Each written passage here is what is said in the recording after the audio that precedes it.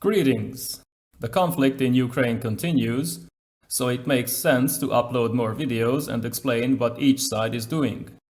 I would say that in this war, there are at least four sides, one being Russia, the other Ukraine, while the West is providing limited help to one side, and China is merely watching, unwilling to condemn its economic and military partner. I've already talked about Russia's grievances and how Ukraine will be the only victim in a game of geopolitics, but I should also list Western objectives to see what the USA and its allies are trying to do. Almost every day, we see news about Western aid to Ukraine, mostly weapons, although humanitarian aid is also being sent. In the meantime, Ukraine asked the EU to accelerate its request for membership, which does not seem likely. In the last days of February, the Russian advance slowed as their troops were bogged down near major cities, encountering serious resistance, but also logistical issues. However, more troops were on the way to Kiev, the Ukrainian capital. Kharkiv was bombarded, while both Kherson and Mariupol were being encircled. Ukraine offered to send its delegation to Belarus to meet with their Russian counterparts, because even though the invasion did not go as planned, the country's armed forces were being overwhelmed. Not to mention that so far, Russia only sent about half of the invasion forces to Ukraine, and these did not possess the most modern equipment. The talks ended without a breakthrough. They were just a sideshow, while the Russian advance continued, albeit at a much slower pace. Ukrainian airfields and logistics were targeted once again.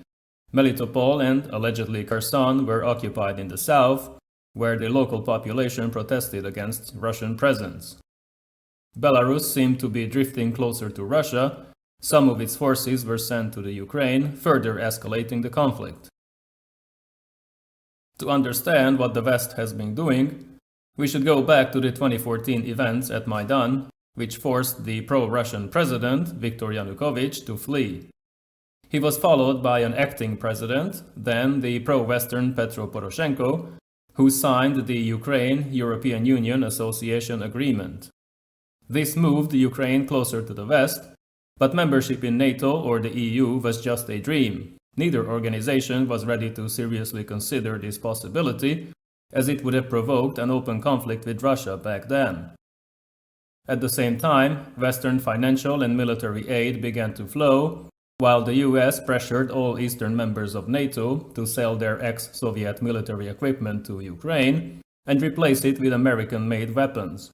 This didn't really happen, although the countries in question started buying Western equipment during the Trump era. As Ukraine continued fighting the separatists in the Donbass, more and more weapons were delivered to bolster the country's military, even though Western leaders were aware of the fact that its government was extremely corrupt and unstable. In 2019, Volodymyr Zelensky, a former comedian, won the presidential election. In the same year, perhaps the most important purchase took place when Ukraine acquired TB2 drones from Turkey. We would see the results in the new conflict, with footage of Russian columns being destroyed by these drones, just like it happened in the Azeri-Armenian War. At the end of 2021, as Russian forces were being amassed near the border, Western shipments were expedited. President Biden provided $260 million along with Javelin missiles and other equipment. Once the invasion started, several NATO members offered more help, from helmets and flak jackets to machine guns, anti-tank weapons, sniper rifles, rocket launchers, radars, undisclosed defensive weapons, and various non-lethal military equipment. More TB2 drones were promised, while the UK and the US also offered intelligence, surveillance, and target acquisition support. Previously, both Trump and Biden provided financial aid. Now Canada, France, and Finland followed, but the EU also offered weapons and humanitarian aid, which is an interesting development. Even Germany, which traditionally avoids sending weapons to conflict regions, promised to send helmets and light anti-tank weapons, which shows how much public opinion turned against Russia. Bulgaria and Hungary decided not to send weapons to Ukraine, which is probably a wise decision, although it provokes the ire of other member states and the domestic political opposition.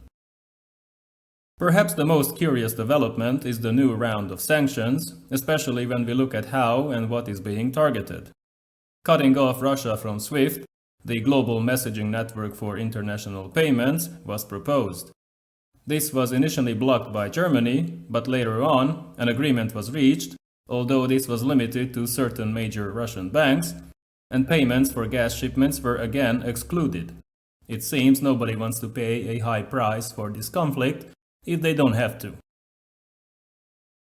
Much more important were the sanctions on the Russian Central Bank, which now cannot sell foreign reserves to offset the impact of the other sanctions. At the end of February, even Switzerland froze some Russian assets, which ended traditional Swiss neutrality.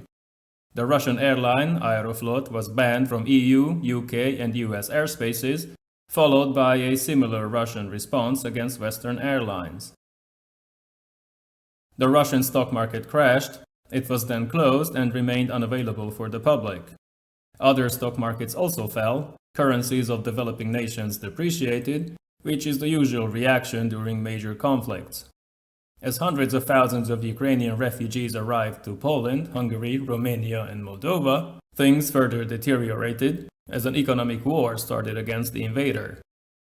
The Russian central bank quickly raised interest rates to 20% and banned foreigners from selling local securities. The Russian ruble crashed, while credit default swaps signaled a 56% chance of a Russian default.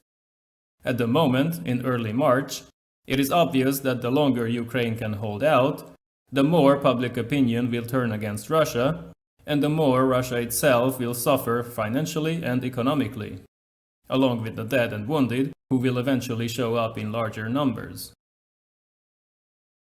German Chancellor Olaf Scholz froze the approval process of Nord Stream 2, which would deliver natural gas to Germany under the Baltic Sea, but it can be restarted any time.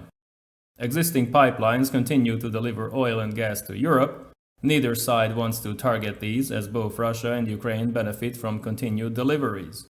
Russia can earn a nice profit, while Ukraine can borrow some of the gas when it needs it. No wonder the energy sector was excluded from the sanctions, as Finland and Hungary can continue their construction projects, and all European countries can continue to rely on Russian gas, although the EU wants to increase American shipments of LNG, which is much more expensive, and this would only benefit the US. Naturally, sanctions against Russian oil are not even contemplated.